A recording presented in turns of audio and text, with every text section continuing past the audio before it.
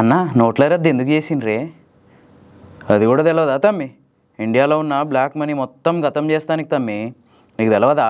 Pakistan, China, బంగ్లాదేశ్లా కొద్దిమంది మన డబ్బును దాచిపెట్టిర్రు. ఆ డబ్బులతోటి మన దేశంలోకే టెర్రరిస్టులను పంపిస్తుర్రు. మనోళ్ళు కూడా చాలా మంది అక్రమంగా సంపాదించి స్విస్ బ్యాంకులో దాచుకుండ్రు. నోట్ల రద్దు ఎఫెక్ట్ తో ఆ బ్లాక్ మనీ మొత్తం పనికి రాకుండా పోయింది తమ్మి. చూడ ఎంత మంచిదైంది మన దేశానికి. అవునా అన్న?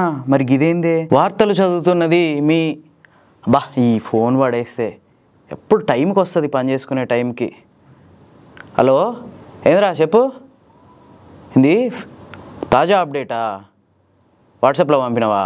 సరే చూసి చెప్తా. ఓకే. ఇప్పుడే అందిన తాజా వార్త. 500 రూపాయల కరెన్సీ నోట్లలో నకిలీ నోట్లు వస్తున్నాయని కేంద్ర హోంశాఖ హెచ్చరించింది.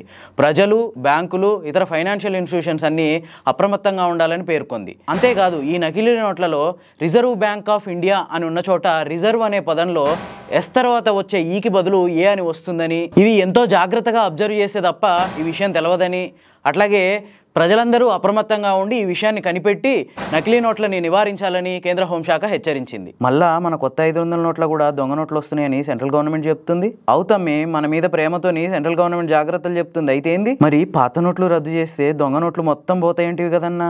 మళ్ళా గిదేం తలనొప్పే? ఏయ్ తమ్మి, ఏంది ఎక్కువ మాట్లాడుతున్నావు? ఎవరున్నారు నీ వెనక? పాకిస్తానా, బంగ్లాదేశా, చైనానా? ఎక్కువ చేయకు అన్నా. సారీ అన్నా, నిన్ను అడిగిన చూడు నాదే అన్నా తప్పు. ఇంకోసారి ఎప్పుడు అడగనన్నా. సారీ.